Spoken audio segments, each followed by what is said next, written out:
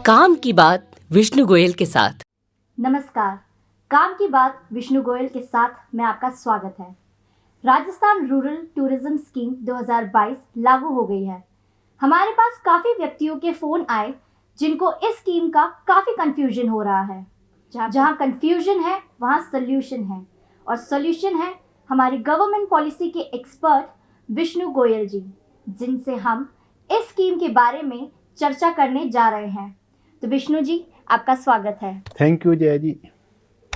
तो विष्णु जी, हम जानना चाहते हैं कि राजस्थान रूरल टूरिज्म स्कीम 2022 लागू हो गई है और इसके अंदर कितने तरह की कैटेगरीज शामिल है। राजस्थान ग्रामीण पर्यटन योजना यानी राजस्थान रूरल टूरिज्म स्कीम लागू हो चुकी है। ये स्कीम ग्रामीण एरिया के लिए है।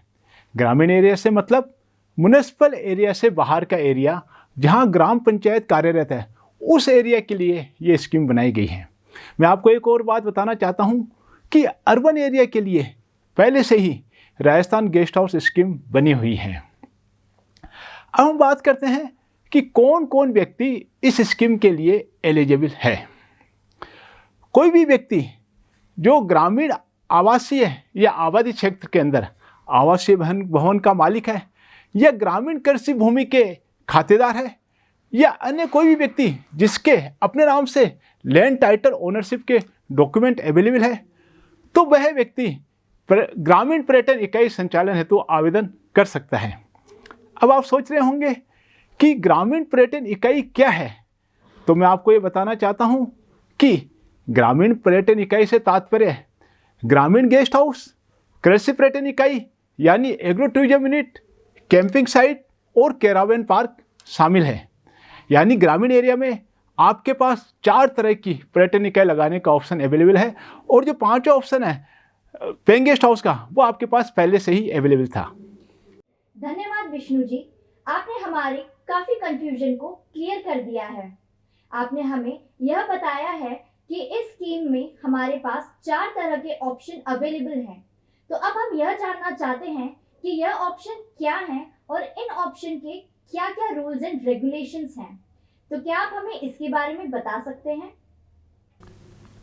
राजस्थान ग्रामीण पर्यटन स्कीम 2022 में 4 तरह की पर्यटन इकाइयों को शामिल किया गया है, जिसमें ग्रामीण guest house, rural agro tourism, camping site और कैरावेन पार्क शामिल है। सबसे पहले हम बात करते हैं ग्रामीण गेस्ट हाउस के बारे में।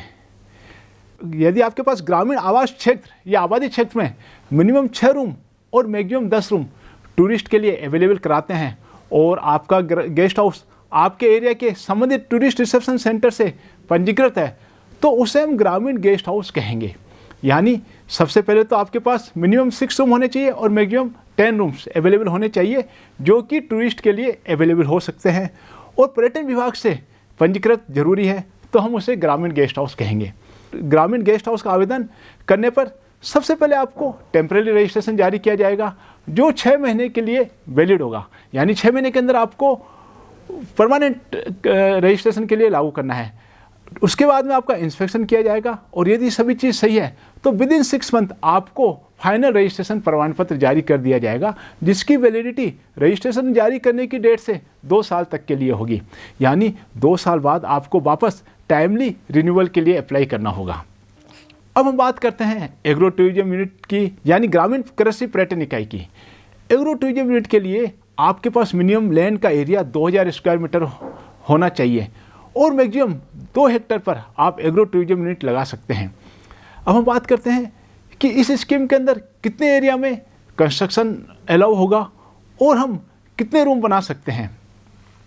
तो मैं आपको बताना चाहता हूँ कि टोटल लैंड एरिया के 10% में आप कंस्ट्रक्शन कर सकते हैं, जिसमें आपको ग्राउंड प्लस 1 में 9 मीटर तक की हाइट की परमिशन होगी।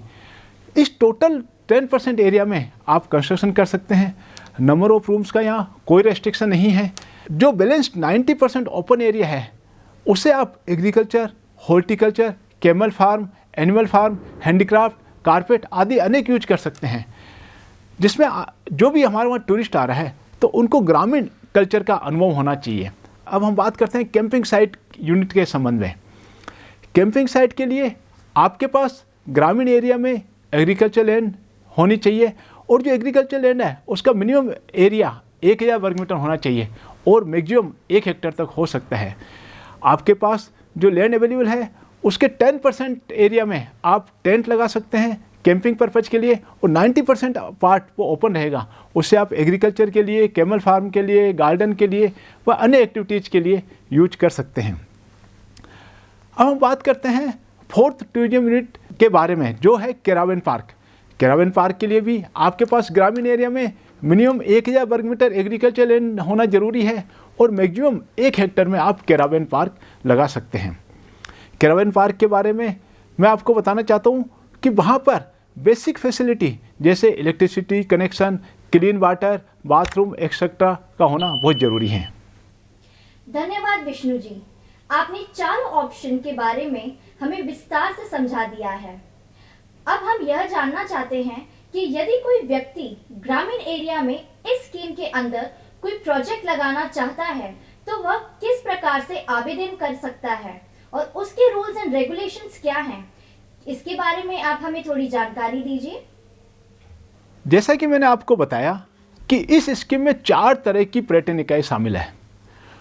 तो सबसे पहले हम बात करते हैं ग्रामीण गेस्ट हाउस के बारे में। ग्रामीण गेस्ट हाउस का आवेदन करने पर जो भी आपके एरिया के संबंधित पर्यटन अधिकारी है उनके द्वारा आपको टेम्परेरी रजिस्ट्रेशन जारी किया जाएगा, जो कि 6 मंथ के लिए वैलिड होगा।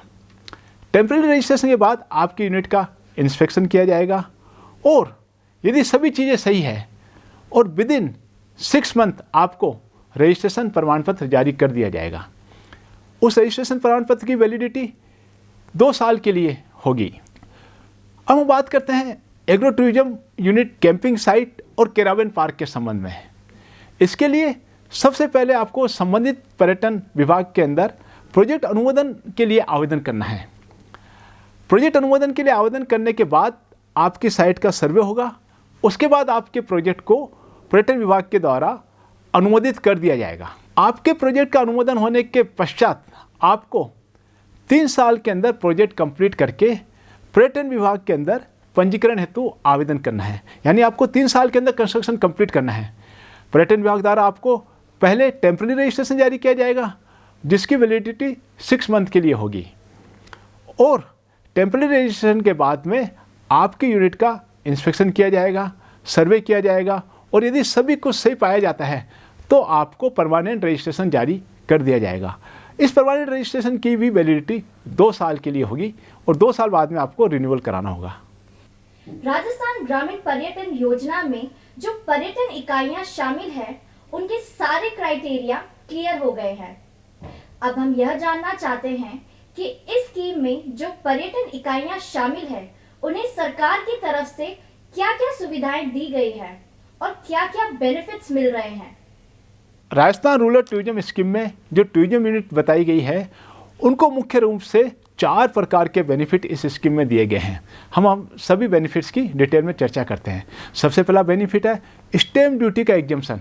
इस स्कीम में स्टैम्प ड्यूटी में 100% की छूट दी गई है। जब भी इस स्कीम के लिए आप लैंड परचेज करते हैं तो लैंड परचेज करते समय जो स्टैम्प ड्यूटी लगती है उसमें सबसे पहले आपको 75% स्टैम्प ड्यूटी की छूट दी जाएगी और उसके बाद में 25% स्टैम्प ड्यूटी का आपको प्रोजेक्ट शुरू होने का सर्टिफिकेट सबमिट करने के बाद में डिपार्टमेंट के द्वारा रिफंड किया जाएगा। और सेकेंड बेनिफिट है SGST का। जो SGST आप जमा कराएंगे उसे 10 वर्ष तक, हाँ साथियों 10 वर्ष तक 100% डिपार्टमेंट के द्वारा रिफंड किया जाएगा। और हम बात करते हैं थर्ड बेनिफिट की। यदि आपने MLEPY स्कीम के अंदर 25 लाख रुपए तक का बैंक लोन लिया है तो आपको 9% इंटरेस्ट की सब्सिडी दी जाएगी। और सबसे महत्वपूर्ण बेनिफिट, ग्रामीण पर्यटन इकाइयों को भू उपयोग परिवर्तन यानी लैंड यूज चेंज और बिल्डिंग प्लान अनुमोदन की आवश्यकता नहीं होगी। कोई भी ग्रामीण कृषि भूमि जो वन विभाग के क्षेत्र में आती है उसमें राजस्थान पर्यटन का promotion Rajasthan eco tourism policy 2021 के प्रावधानों के अनुसार किया जाएगा। वाह, इतने सारे बेनिफिट्स को देखते हुए हर कोई व्यक्ति इस स्कीम में आना चाहेगा। तो हम यह जानना चाहते हैं विष्णु जी कि इस स्कीम में जो व्यक्ति अपना प्रोजेक्ट अनुमोदन करना चाहता है और पंजीकरण करना चाहता है तो उसके क्या क्या नियम व शर्तें हैं?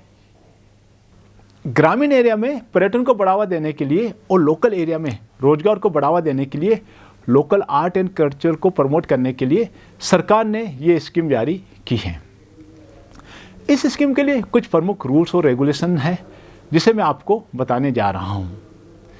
सबसे पहले इस स्कीम में पर्यटन इकाई के लिए मिनिमम 15 फीट की रोड या रिकॉर्डेड मार्ग यानी अप्रोच रोड उपलब्ध होना जरूरी है। इस स्कीम में पर्यटन इकाई शुरू करने से पहले आपके पास FSSAI यानी फूड लाइसेंस का होना जरूरी है। ये स्कीम प्रतिबंधित क्षेत्र पर और प्रतिबंधित भूमि पर लागू नहीं होगी। यदि आपकी लैंड नदी नाला तालाब में वाटर कैचमेंट एरिया में आती है तो ये स्कीम आपके लिए नहीं है।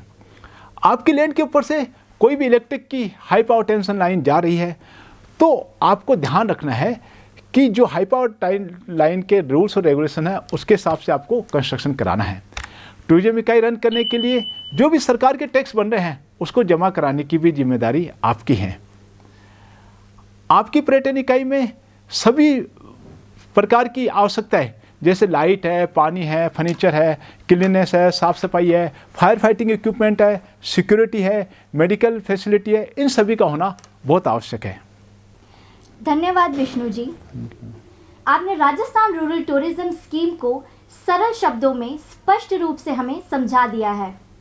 हमारे इन वीडियो से काफ़ी सारे इन्वेस्टर्स को इस स्कीम के महत्वपूर्ण प्रावधान और बेनिफिट्स क्लियर हो गए हैं। इस स्कीम के संबंधित से आपको किसी भी तरह की जानकारी चाहिए तो आप हमें कॉल कर सकते हैं। आपकी इंक्वायरी हमें व्हाट्सएप भी कर सकते हैं। हमारी कोशिश रहेगी कि हम आपकी समस्या का पूरा समाधान करें। धन्यवाद।